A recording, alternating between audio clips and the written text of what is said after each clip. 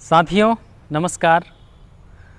आज 11 सितंबर 2020 आज एक ऐसा दिन है जो स्वामी विवेकानंद जी जब शिकागो गए थे तो शिकागो में विश्व धर्म सम्मेलन में जिस दिन उन्होंने हिंदुत्व का डंका पूरी दुनिया में बजा दिए, वो दिन था 11 सितंबर 1893।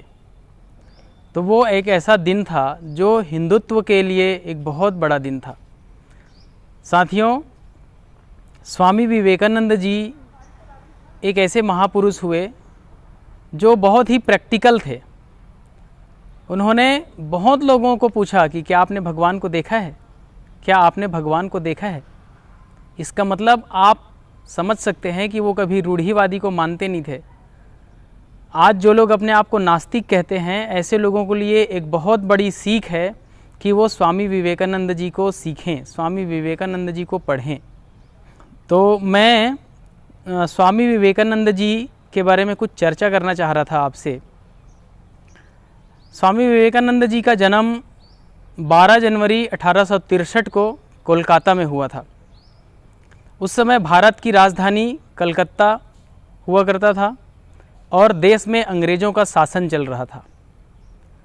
देश उस समय अंग्रेज़ों के लूटने से, अंग्रेज़ों के सारे सामान देश से ले जाने के कारण से बहुत ही निर्धन परिस्थितियों में था देश। गरीबी बहुत थी उस समय, और गरीबी होने के कारण से देश में जो जनजीवन था वो बहुत ही दयनीय स्थिति में थी।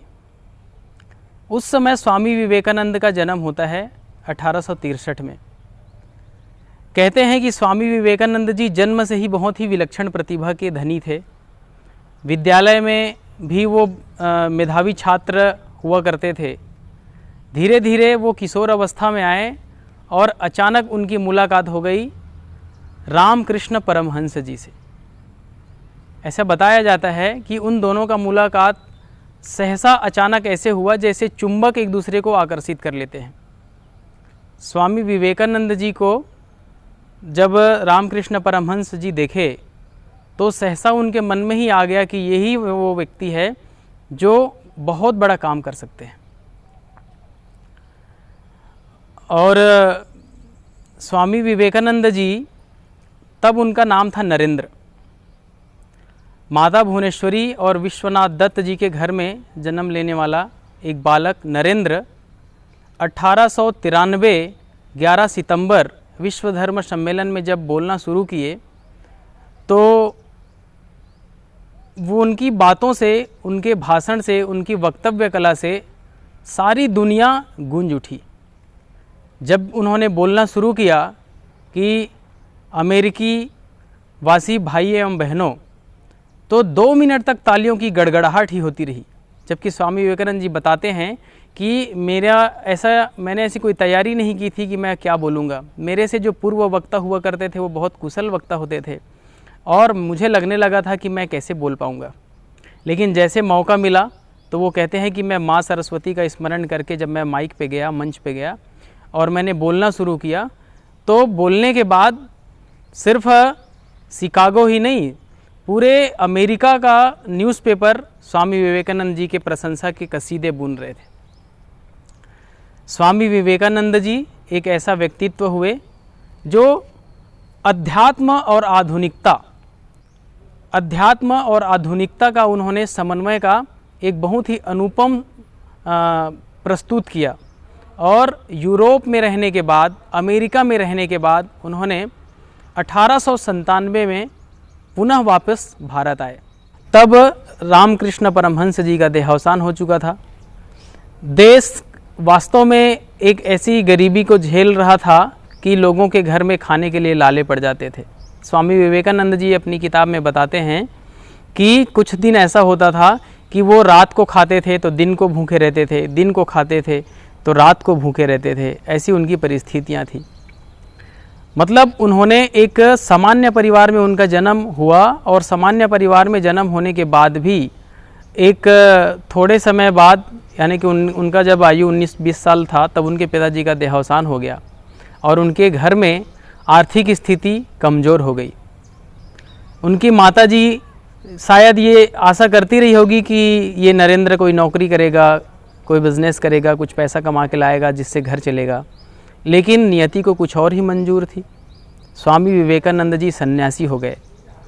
सन्यासी होने के बाद वो रामकृष्ण परमहंस जी के देहावसान होने के बाद देश में परिव्राजक के रूप में निकल गए। उसी समय उनको खबर मिली कि एक शिकागो में विश्व धर्म सम्मेलन होने वाला है और कोई ऐसा सन्यासी चाहिए, कोई ऐसा व्यक्ति चाहिए जो विश्व पटल पर हिंदुत्व की छवि को रख सके। और उसके लिए पहले से कोई नाम तय नहीं था कि विवेकानंद जी जाएंगे, लेकिन शायद किसी और का नाम तय होता तो इतना आज कुछ हो नहीं पाता। ईश्वर को शायद यही मंजूर था कि वह नेक कार्य, वह शुभ कार्य स्वामी विवेकानंद जी के हाथों ही लिखा हुआ था। साथियों, मैं आपको बता देना चाह रहा था कि स्वामी विवेकानंद जी का जो बाल्यकाल अवस्था जो था वो तो ठीक है, अच्छे से बीत गया, क्योंकि उनके पिताजी का साया था उनके सिर के ऊपर। लेकिन जो उनका जो यौवन अवस्था था वो कुछ अच्छा नहीं था, क्योंकि उनके पिताजी जा चुके थे। 25 साल का वो उम्र जब वो शिकागो जा रहे थे, शिकागो जब जाते जाते ऐसा एक कथानक आता है कि वो बोस्टन में पहुंच गए। बोस्टन नाम का शहर पहुंचे और ऐसा हुआ कि जहां उनको जाना था उसका एड्रेस ही भूल गए। सर्दी में, कड़कड़ाती सर्दी उन्होंने झेला। उनके ड्रेसेस ऐसे थे जो अमेरिका वासियों के लिए एक कौतूहल का विषय था। वो जहाँ जाते थे लोग देखने के लिए भीड़ लग जाती थी। उनको लोग दौड़ाते भी थे, डराते, धमकाते थे। तब तक जब तक विश्व धर्म सम्मेलन में उनका प्रेजेंटेशन नहीं हुआ। जैसे विश्व धर्म सम्मेलन में उनका प्रेजेंटेशन हुआ, उनका दिन ही बदल गया। वो कहते हैं कि अब मैं आलीशान ज़िंदगी जितने साल चाहूँ मैं अमेरिका में रह सकता हूँ, कितने भी अच्छे गद्दे में सो सकता हूँ, कितने भी अच्छे मकान में रह सकता हूँ, क्योंकि आज दुनिया जो है वो स्वामी विवेकानंद जी को जान चुकी है। फिर उन्होंने अमेरिका से यूरोप गए, इंग्लैंड में कुछ दिन उन्होंने बिताए। फिर इंग्लैंड के बाद वो भारत आए और भारत में आने के बाद उन्होंने सेवा कार्यों में लग गए, क्योंकि स्थितियां ऐसी थी कि लोगों को भोजन नहीं मिलते थे। और रामकृष्ण परमहंस मठ का उन्होंने स्थापना किया और उसके साथ उन्होंने काम करने लग गए। उनके साथ एक भगिनी निवेदिता आई थी।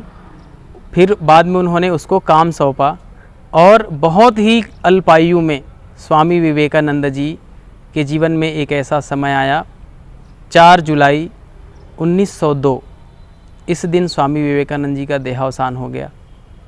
शायद उनका उम्र तो 40 वर्ष भी पूर्ण नहीं हुआ था। अगर वो 60 साल तक या 50 साल तक इस दुनिया में रहते तो आज परिदृश्य ही कुछ और होता। लेकिन उनके कार्यों को आगे बढ़ाने वाले और भी संत आए। स्वामी राम तीर्थ का एक नाम आता है। स्वामी राम तीर्थ वो स्वामी राम तीर्थ हैं जो कहते थे कि मैं भारत हूँ, मैं जब चलता हूँ तो भारत चलता है।